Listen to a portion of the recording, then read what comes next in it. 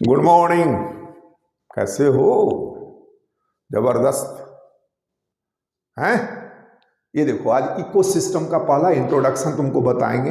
बहुत बच्चा जान ही रहे हो इकोसिस्टम में क्या होता है, तो शुरू करें बेटा।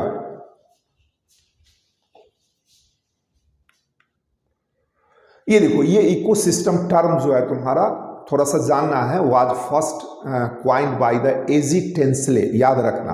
अब देखो, इकोसिस्टम, इको का मीन्स होता है तुम्हारा इन्वायरमेंट और सिस्टम मीन्स होता है इंटरएक्शन।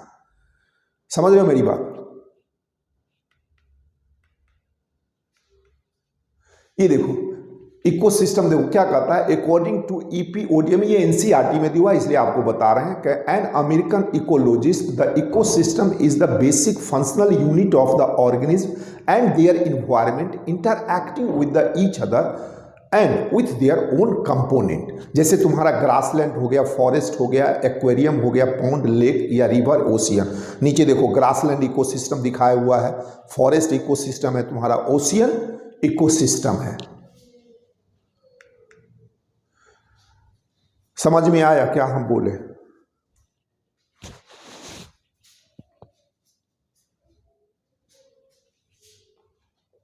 थोड़ा समझो इकोसिस्टम बेटा। ये देखो, आप पढ़े हो, ये ऑर्गेनिज्म यही ग्रुप करके क्या बनाता है? पॉपुलेशन। यही पॉपुलेशन क्या होता है तुम्हारा? कम्युनिटी। अब ये कम्युनिटी देखो किसके साथ इंटरएक्ट करेगा, ये तो बायोटिक हो गया। अब ए बायोटिक, ए बायोटिक देख लो, तो ये ए बायोटिक और ये बायोटिक दोनों को मिला दो तुम्हारा, तो यही बन जाता है इकोसिस्टम। एक्चुअली क्या होता है, किसी भी पॉपुलेशन को फंक्शनल स्टेबिलिटी जो है यही इकोसिस्टम देता है। तो एक सिंपल वे में आप बोल सकते हो कि ecosystem is nothing which give the functional stability to a population in a particular environment. Clear है? अब देखो, यहां पर टाइप्स ऑफ इकोसिस्टम दिया हुआ है तुम्हारा, ये दो तरह का होता है। जैसे टेरेस्ट्रियल, एक इकोसिस्टम तुम्हारा लैंड पे बनता है, उसको टेरेस्ट्रियल, जैसे फॉरेस्ट हो गया, ग्रासलैंड हो गया, डिजर्ट हो गया। एक इकोसिस्टम तुम्हारा एक्वेटिक होता है, जैसे पॉन्ड हो गया, लैक हो गया, वेटलैंड हो गया, रिवर एंड स्ट्री हो गया। स्ट्री माने जहां पर समुद्र, ये ओशियन और क्या कहते हैं, फ्रेश वाटर का मिलन होता है, तो उसी को स्ट्री कहा जाता है।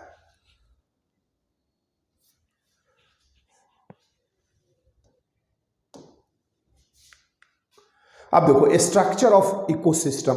अब देखो, इको से हमने क्या बोला तुम्हारा कि ए बायोटिक और बायोटिक कंपोनेंट है। ये देखो, और बायोटिक कंपोनेंट। अब ए बायोटिक में देखो क्या क्या आता है, soil, water, light, inorganic, nutrients and weather. Biotic में देख लो, प्रोड्यूसर एंड कंज्यूमर। समझ में आया?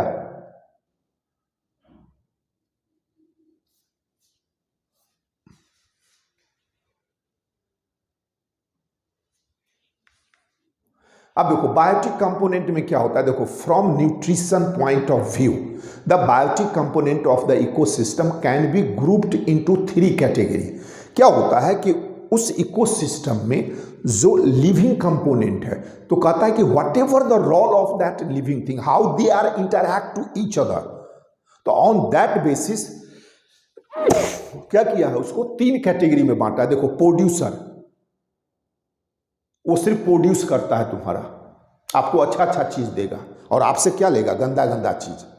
जिससे तुम्हारा प्लांट हो गया, आपसे कुछ हो नहीं लेता, आपको देवे करता। कंज्यूमर, खाली कंज्यूमर करोगे, अच्छा अच्छा चीज खाओगे, दोगे खराब खराब चीज। और तीसरा होता है तुम्हारा डिकम्पोजर। यही तीनों मिल के तुम्हारा क्या होता है, बायोटिक कंपोनेंट का फॉर्मेशन होता है। अब एक थोड़ा सा देख लो, ये स्टेरिफिकेशन दिए हुआ है। ये स्टेरिफिकेशन का मतलब क्या होता है? लेयरिंग करना। जैसे कोई चीज को अगर आप सजाते हो, सपोज करो सबसे बड़ा ऊपर रखे, उससे छोटा इससे, उससे छोटा इससे, उससे छोटा, तो एक देखो ना वर्टिकल एक लाइन बनता है तुम्हारा, बड़ा छोटा छोटा छोटा। जैसे फॉरेस्ट एरिया में जाओगे तो क्या होता है? बड़ा पेड़, उसके बाद छोटा, फिर उससे छोटा, उससे छोटा। तो ये जो इस तरीके से तुम्हारा वर्टिकल जो लाइन बनता है उसी को स्टेरिफिकेशन कहा जाता है। जैसे यहाँ पर दिया हुआ है, देख लो, देख रहे हो, छोटा बड़ा इस तरीके से, देख लो। तो देखो क्या कहता है, the vertical distribution of different species occupying different level is called stratification. जैसे trees occupy top vertical strata और layer of the forest, serve the second, and herbs and grasses occupy the bottom of the layer. परे हो plant को 3 category में बांटा है तुम्हारा, tree है, हर्ब है, सर्ब है, और सबसे सर्ब में ही ग्रास आता है। तो सबसे ऊपर क्या ऑक्युपाई करेगा? ट्री। ट्री के बाद क्या आएगा तुम्हारा? सर्ब। सर्ब के बाद क्या आएगा? हर्ब। और सबसे नीचे क्या होगा? ग्रास। तो इसी को स्टेरिफिकेशन कहा जाता है। ज़्यादा इसमें दिमाग नहीं लगाना है। अब देखो यहाँ पर आता है कि फंक्शन ऑफ इकोसिस्टम क्या है। देखो क्या कहता है, the component of the ecosystem are seen to function as a unit when you consider the following aspect. देख लो, प्रोडक्टिविटी, डिकम्पोजिशन, एनर्जी फ्लो और न्यूट्रिएंट साइकिल। समझ में आ रहा है फंक्शन? देखो आपको क्या है, प्रोडक्टिविटी प्लांट, डिकम्पोजिशन जो डिकम्पोजर का रोल होता है, फिर वो एनर्जी फ्लो का परे हो कि ऑटोट्रॉफ में ही एनर्जी फिक्स करता है तुम्हारा, और फिर दूसरा क्या होता है इकोसिस्टम में, न्यूट्रिएंट साइकिल होता है तुम्हारा। समझ में आ रहा है? आगे समझोगे। ये देखो प्रोडक्टिविटी क्या कहता है, देखो प्रोडक्टिविटी कहता है the rate of biomass production is called productivity. ये समझ रहे हो? अब देख लो, कोई भी इकोसिस्टम में तुम्हारा ये प्लांट ही जो होता है वो एनर्जी फिक्स करता है। ये आउटोट्रॉफ ही तुम्हारा एनर्जी फिक्स करता है। All other component of the ecosystem, they are directly or indirectly depends upon this energy.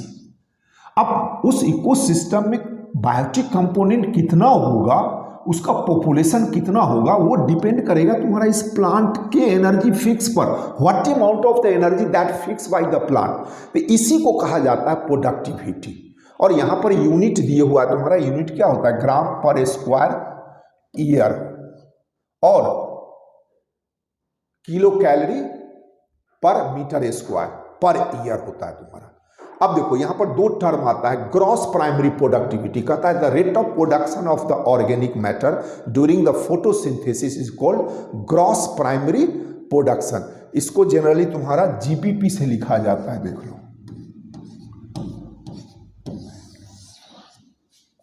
मानी किसी भी इकोसिस्टम में जो प्लांट तुम्हारा फोटोसिंथेसिस करता है तो कहता है कि what amount of the biomass he produced, तो that is known as gross primary product होता है। अब मान लो वो प्लांट, सपोज करो जो भी एनर्जी फिक्स किया, तो ये प्लांट भी तो उस एनर्जी को यूज करेगा ड्यूरिंग द रिस्पायरेशन।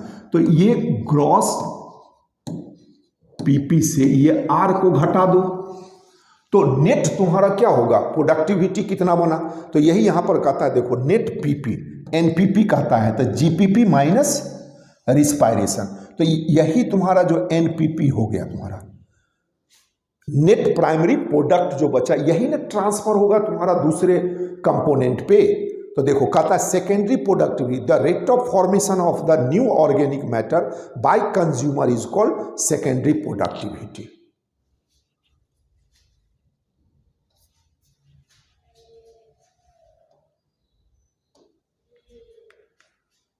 ये देखो डिकम्पोजिशन में आ जाओ। देखो कहता है the breakdown of the complex organic matter into the inorganic substance like carbon dioxide, water and nutrients and the process is called decomposition. ये समझ रहे हो मेरी बात? अब देखो क्या होता है, मान लो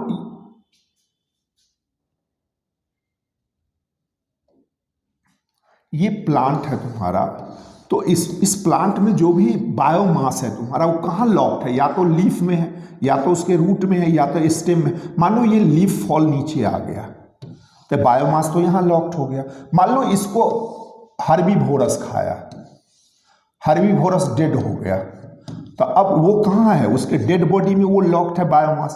तो ये डिकम्पोजर क्या करता है, उसको डिकम्पोज करके सॉइल में फिर से ये प्लांट को दे देता है। तो इस तरीके से देखो एक साइकिल चलता रहता है, इसी को कहा जाता है न्यूट्रिएंट साइकिल। और उस न्यूट्रिएंट साइकिल में क्या होता है, तुम्हारा डिकम्पोजिशन का बहुत बड़ा रोल होता है। तो अब देखो वो जो भी मटेरियल लॉक्ड होता है वो लार्ज ऑर्गेनिक मैटर होता है, तो वो तो डायरेक्ट एब्जॉर्ब नहीं कर सकता है। तो सबसे पहला क्या होता है कि वो डिकम्पोजर उसको फ्रेगमेंट करता है, छोटा छोटा टुकड़ा बनाता है। फिर लीचिंग होता है, कुछ न्यूट्रिएंट्स जो है सॉइल के थ्रू क्या होता है वो नीचे चला जाता है। फिर कैटाबोलिज्म रिएक्शन शुरू होता है, फिर ह्यूमिफिकेशन ह्यूमस का फॉर्मेशन होता है, और तब जाके लास्ट में मिनरलाइजेशन। और ये जो मिनरल में कन्वर्ट होता है तब ये प्लांट उसको क्या करता है, एब्जॉर्ब करता है।